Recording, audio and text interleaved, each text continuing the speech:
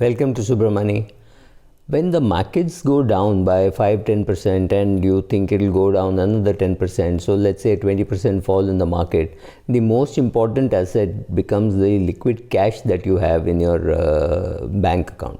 Let us say you have a 1 crore portfolio and you also have a 10 lakh annual income, right?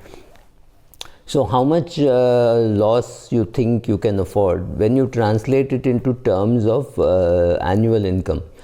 Suppose it is 10 lakhs is your annual income, so 20 lakhs when you lose, you're lost 2 years gross income, which could actually mean about 4 years net income after tax, or it could even mean about 5-6 years of the saving that you do every year. Let's say you save 2 lakhs every year, it means and if you lost 10 lakhs, it means you have lost 5 years income, and if you lost 20, obviously it is 10 years income. So the question to ask yourself is, how much can you risk? And for taking that risk, how much cash do you need? So we'll call this what the English call the Dutch courage. I'm sure you all know what it means, right? The Englishmen make fun of all their neighbors. So a bad shot in cricket would be called a French cut. Soldiers drinking a lot of alcohol to go and fight used to be called Dutch courage. I mean, it's still called Dutch courage. When you want to speak to somebody and you let a lot of liquid go into you so that you lose your inhibitions, right? So similarly, for investing, you need a lot of liquid money. So liquid cash is a drag. If you've kept, say, 5% of your portfolio, you feel, oh my God, this is not earning anything. Or maybe if you have kept 10% of your portfolio, let's say your total portfolio is worth 1 crore and you've kept 5 lakhs in the savings bank account. It is going to hurt because you're going to say, oh, this is not earning anything, this is not earning anything.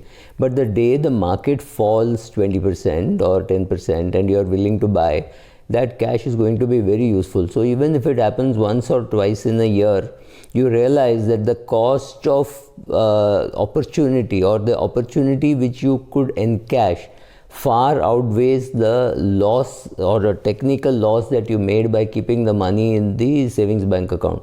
So it's not trying to time the market, but it is trying to keep some dry gunpowder just in case an opportunity arises. So therefore you should keep liquid cash.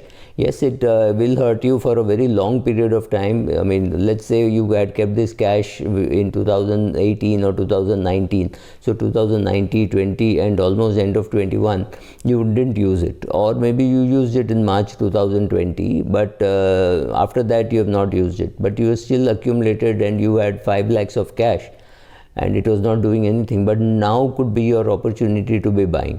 Is it a buy on dips market? I don't know, but there are some people who are saying it's a buy on dips market and some people who are selling sell on rise market. So I don't know, I'm not getting into it. I have personally identified a few shares which I am going to buy. I have the cash. I have earmarked those shares. I have earmarked the prices at which I am willing to buy, and I am sitting on cash waiting for the prices to move there. It's a game which I'm willing to play, saying, okay, I have some of these shares I don't mind buying more, but I will buy only at this particular price. I'm not in a hurry to build a portfolio. I already have a portfolio. So just looking for some opportunities of shares which are likely to fall further from where it is today. So I'm in no hurry to buy. I'll wait. And the only person who can do the job of cash is cash, right? Nobody else can do the work which cash can do. So if you have a great opportunity, you think let's say Thomas Cook is worth buying at 50 rupees and you want to buy, say, 10,000 shares, which means you need 5 lakhs of rupees. You have to have 5 lakhs of rupees, right? You cannot wish that you had sold Thomas Cook at 80 rupees and kept the cash and therefore use the same cash to buy. That's not going to happen. If your money is going to get merged, but you need to have some cash, maybe 5 to 10% of your portfolio, especially in a top market, because when the markets are high, then you feel that maybe it will come down and I will get a chance to buy it. So whether it is a pandemic, whether it is some financial fraud, anything could be the reason because of which the market falls. Could be a political problem. If something happens to the health of some senior cabinet members, all that could also have an impact on the market, right? So from where the opportunity comes, we don't know. The only way to react to an opportunity is to, if you have cash, to be able to buy it, and for that you need a list of shares which you want to buy at the price at which you want to buy, right? So I want to buy a particular share at a particular price. I will wait because there is nothing else I can do, because I do not know next 2-3 days how the market is going to be. But I'll wait. If the market offers itself and offers me an opportunity by the market coming down, great, I'll buy, or I will not buy. It is not necessary that I have to buy because the markets are down. But in case the markets are down and you wish to buy, you need to have cash. And cash equivalents, you could keep it in liquid fund, you could keep it in a bank fixed deposit, you could keep it in ultra short bond fund.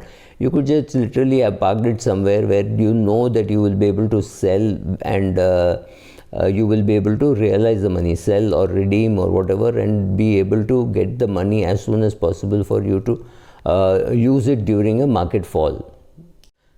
There is some confusion, and I can understand that when I see the questions which come to me. How much of cash should I hold?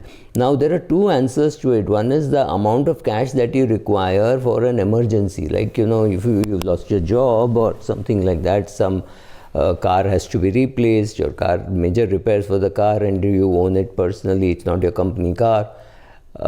Chances are you will need to have money for all that. That is a financial emergency in your personal life.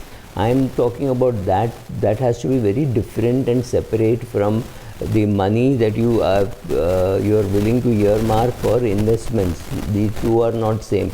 Both could be lying in the same equity in the same liquid fund or in the same ultra short bond fund, but it does not mean that the purpose for which the money has been kept there can be any confusion. So if you have 5 lakhs as an emergency fund and you have 5 lakhs for investing when the market is down, it does not mean you have 10 lakhs for investing. You should not use your emergency fund to invest because you don't know when the emergency will happen. Right, so let's say you need 5 lakhs for this and 5 lakhs, you could have 10 lakhs in the liquid fund, but then you know what each 5 lakhs is meant for. So that's important. Also, cash does one thing amazing, it gives you a lot of courage to invest. And courage to invest can come only when there is cash. So whether you're a retired person and trying to invest, or you're an employee trying to invest, both of you need to understand that the confidence that cash gives when the market is down is just amazing, and you feel very good that you did not lose money on that cash, right? So yes, you lost an opportunity for being deployed in the rising market, but then the purpose is some money should be available as dry gunpowder when the market goes down, like right now it has gone down. Should all of us try to always buy during such times? Maybe yes, maybe not, but there are some people who swear by SIP.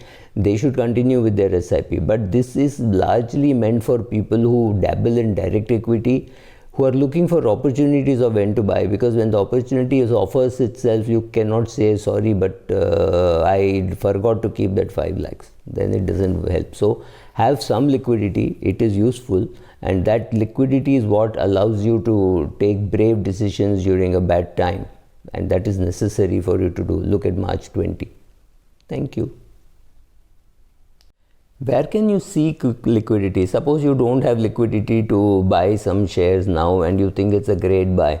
You can leverage your equity and make those purchases, right? It's very easy. No, but people will say, oh, I'm a very conservative investor and I will not borrow against shares. But the same person is willing to borrow 10 times his contribution to buy real estate. So we are all a bunch of contradictions. So see what is comfortable for you. I will not end up borrowing money to buy whether the market is up or down. I don't like a leverage position, but there are people who love leverage position. And now I think if the market goes down even further, maybe just a few points, maybe it has come to 52,000 instead of 62,000, we are at 52,000. How will people react? I don't know, because all those who are at the margin, who are dealing with margin money, all that they hold will be put into the fire, simply because the lender will lose patience. So one is that will start happening. Second, people will themselves panic and say, oh my God, I had so much of profits, look, everything is evaporating, let me sell today. So he or she will be happy to sell today and go away saying, I don't want to be, it is too volatile, right? So all kinds of people will be there while you're investing. You have to decide what is your style, what suits you, whether you will borrow for buying something in a great opportunity, or you are worried that the market can fall even further. These are questions which only you and your advisor can handle. A blogger will never be able to handle, because I don't know you, right? Thank you.